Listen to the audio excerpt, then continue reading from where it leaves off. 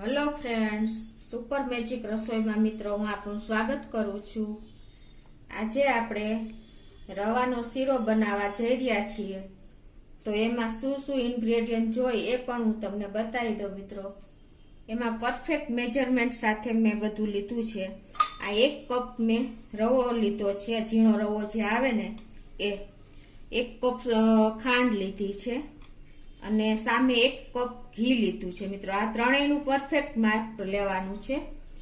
તમે જે વાટકીથી ભરો એ અત્યારે મેં 1 કપ લીધો છે, એની સામે મેં આ 3 કપ ફૂલ મલાઈ ઉતાર્યા વગરનું દૂધ છે મિત્રો। તો આ દૂધને આપણે ગરમ મૂકી દેવાનું છે, ઠંડુ દૂધ નથી વાપરવાનું। અને સૂકા મેવામાં મેં 4 થી 5 બદામ, 4 થી 5 કાજુના કટકા, 4 થી 5 પિસ્તા અને 2 ચમચી જેવી કિસમિસ લીધી છે અને કેસર છે મિત્રો। તો આટલા ઇન્ગ્રેડિયન્ટ આપણે જોશે મિત્રો। તો હવે આપણે રવો બનાવવાનું ચાલુ કરીએ મિત્રો। આપણે આ રવાનો શીરો જે સત્યનારાયણને આપણે કથા હોય ત્યારે આપણે બનાવતા હોય છે ત્યારે કેટલો ટેસ્ટી થતો હોય છે, એ જ ટાઈપનો રવો જો આજે હું બનાવવા જઈ રહી છું। એમાં તમે બધી ટિપ્સ અને ટ્રિક્સ સાથે હું બનાવું છું મિત્રો। અને ક્યારેક શું ઇન્ગ્રેડિયન્ટ ક્યારે ઉમેરવા એ પણ હું તમને પરફેક્ટ માપ સાથે બતાવીશ મિત્રો। તો તમે જો આ રીતે પરફેક્ટ રીતે બધી કોઈ પણ સ્કીપ કર્યા વગર મારો વિડીયો છેલ્લે સુધી જોજો અને તમને મારો વિડીયો ગમે તો લાઈક કરજો, શેર કરજો અને સબસ્ક્રાઇબ કરવાનું ભૂલતા નહીં મિત્રો। તો હવે આપણે જો ઘી પણ આપણે ઓગાળેલું જ લેવાનું છે તો જ પરફેક્ટ માપ આવશે। તો પહેલા આપણે ગેસ ઓન કરીને અને એમાં હું આ 1 કપ ઘી નાખી દઈશ। મેલ્ટેડ કરેલું જ મેં માપ લીધું છે।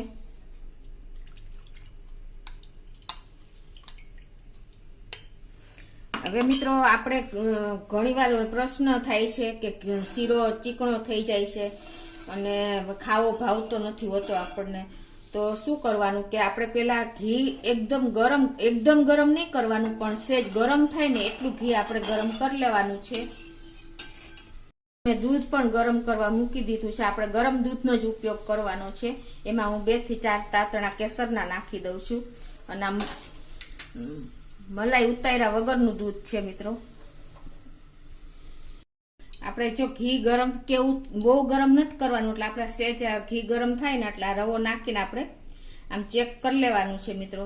તમે જોઈ શકો છો કે આપણો રવો એકદમ ઘી માપનું જ ગરમ થઈ ગયું છે। તો આ સ્ટેજે આપણે રવો નાખવાનો છે એટલે એકદમ આપણો રવો ફૂલી જશે, તમે જોઈ શકો છો મિત્રો।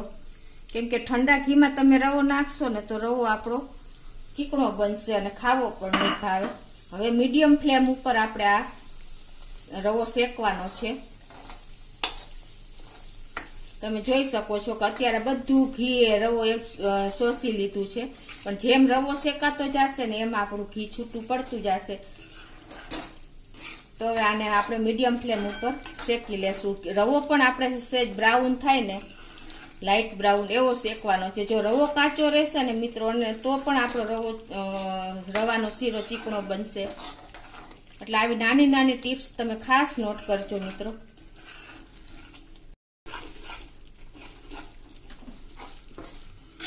તમે જોઈ શકો છો મિત્રો, જો આપણો રવો એકદમ દાણેદાર એકદમ ફૂલી ગયો છે। તમે આ રીતે મીડિયમ ગેસે શેકવાનું। અને ઘી મેં જે એડ કર્યું ને એમાંથી મિત્રો 2 ચમચી જેવું ઘી મેં વધાર્યું છે। તો આ છેલ્લે આપણે ઘી હું તમને બતાવીશ ક્યારે હું એડ કરું છું।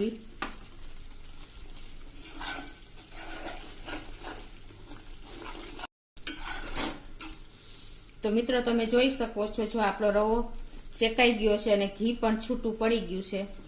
સ્લો થી મીડિયમ ફ્લેમ ઉપર આપણે શેક્યો છે મિત્રો। અત્યારે એકદમ સરસ સ્મેલ આવી રહી છે। કોઈ પણ સ્વીટ બને ત્યારે સ્મેલ મિત્રો આ બધે પ્રસરી જાય છે, એમાં ઘીની એકદમ સરસ સ્મેલ આવે।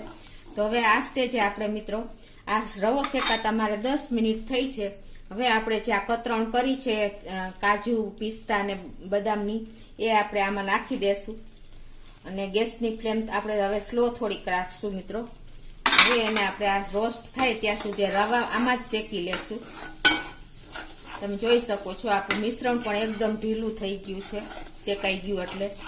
અને આજુબાજુથી તમે જોવો છો ઘી પણ અને બબલ્સ પણ છૂટા પડી ગયા, આમ બબલ્સ દેખાશે તમને જોઈ શકો છો। એટલે આપણો રવો એકદમ પરફેક્ટ શેકાણો। જો મિત્રો તમે કાચા નહીં શેકાણું હોય ને દૂધ એડ કરી દેશો ને તો પણ તમારો રવો ચીકણો બનશે. એટલે તમે આવી નાની નાની ટીપ્સ ખાસ ધ્યાન રાખજો મિત્રો. હવે આપણે આ કાજુ બદામ રોસ્ટ થઈ ગયા છે. હવે આપણે આ કિસમિસ છેલ્લે નાખશું, કેમ કે પેલા નાખશું તો વધારે એકદમ પેલી થઈ જશે.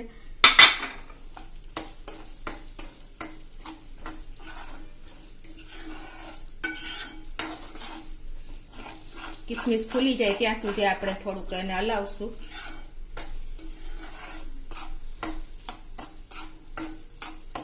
હવે મિત્રો આપણે આ સ્ટેજે કિસમિસ પણ છે, માવો પણ રોસ્ટ થઈ ગયા છે બધા સૂકો મેવો. હવે આ સ્ટેજે આપણે ગેસ બંધ કરી દેશું અને ધીમે ધીમે આપણે આ ગરમ કરેલું દૂધ છે જે 3 કપ લીધું છે એ એડ કરતા જાશું.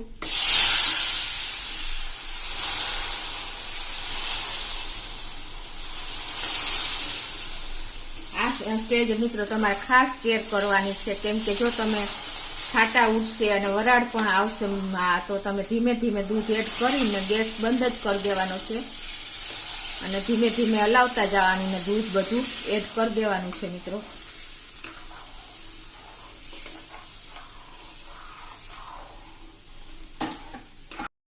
તો મિત્રો હવે જો આપણે એકદમ સ્લો ગેસ રાખવાનો છે અને બધું મિક્સ કરી દેવાનું છે. ધીમે ધીમે આપણો બધું દૂધ શોષાઈ જશે, રવો એકજૂટ કરી લેશે. એટલે આવી નાની નાની ટિપ્સ તમે ખાસ ધ્યાન રાખજો મિત્રો. હવે આ સ્ટેજે આપણે જ્યાં સુધી ઘી ન છૂટું પડે ત્યાં સુધી આપણે આ દૂધ ન બળે ત્યાં સુધી આપણે એને હલાવી રાખવાનો છે. સહેજ ઠીક થાય, દૂધ શોષાઈ જાય એટલે આપણે હવે આ સ્ટેજે હવે આપણે ખાંડ એડ કરી દેશું મિત્રો.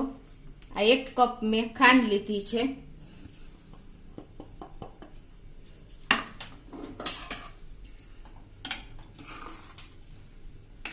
એને પણ આવી રીતે એકદમ સરસ મિક્સ કરી દેવાની છે અને ખાંડ એડ કરશું એટલે એનું પણ પાણી છૂટશે થોડું થોડું મિત્રો. તો એ બળી જાય ત્યાં સુધી આપણે આને હલાવવાનો છે.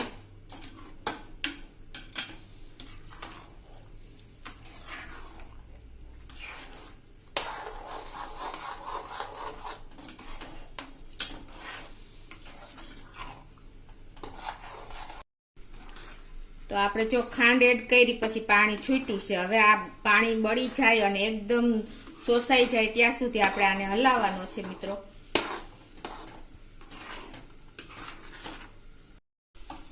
તો મિત્રો જો આપણે ઘી પણ છૂટું થઈ ગયું છે ત્યાં સુધી આપણે હલાવ્યો છે. હવે આ સ્ટેજે આપણે મેં 1 ચમચી જેવી એલચી લીધી છે એ પાવડર એ નાખી દેશું. તમે જોઈ શકો છો મિત્રો કેટલો દાણેદાર આપણો રવો બન્યો છે. એકદમ છૂટું ઘી પણ છૂટું પડી ગયું છે અને એકદમ કણી કણી થઈ ગયો છે. તમારે મિત્રો આવી રીતે જ્યાં સુધી ઘી છૂટું પડે ત્યાં સુધી તમારે ખાંડ નાખ્યા પછી હલાવવાનો છે, તો જ એકદમ રવો દાણા વાળો થશે. હવે મિત્રો મેં તમને કીધું એમ જે મેં ઘી વધાર્યું હતું 2 થી 3 ચમચી એ હવે આપણે આ સ્ટેજ એડ કરી દેશું એટલે આપણો રવો એકદમ સરસ થશે અને મોઢામાં જાતા જ ઓગળી જાય એવો અને એકદમ દાણેદાર દેખાશે, ચીકણો નહીં લાગે મિત્રો. તમે જોઈ શકો છો આપણે સત્યનારાયણનો શીરો હોય એટલો જ આ ટેસ્ટી મીઠો બને છે મિત્રો. તો મિત્રો હવે હું ગેસ બંધ કરી દઉં છું. તમે જોઈ શકો છો કે આપણે એકદમ ઘી છૂટું થઈ ગયું છે, રવા ઉપર આવી ગયું છે. તમારે ત્યાં સુધી આ રીતે હલાવવાનો છે તો એકદમ પરફેક્ટ રવો બનશે, રવાનો શીરો. હવે આપણે એને સર્વ કરી દેશું મિત્રો.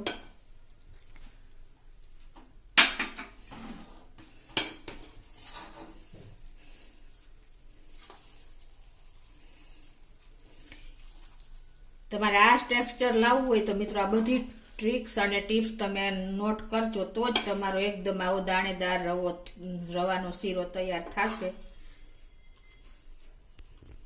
તો મિત્રો આપણો રવાનો શીરો એકદમ દાણેદાર, લચકેદાર, એકદમ સરસ ટેસ્ટમાં બેસ્ટ શીરો તૈયાર થયો છે મિત્રો. તો તમને મારો વિડીયો ગમે તો લાઈક કરજો, શેર કરજો અને સબસ્ક્રાઈબ કરવાનું ભૂલતા નહીં.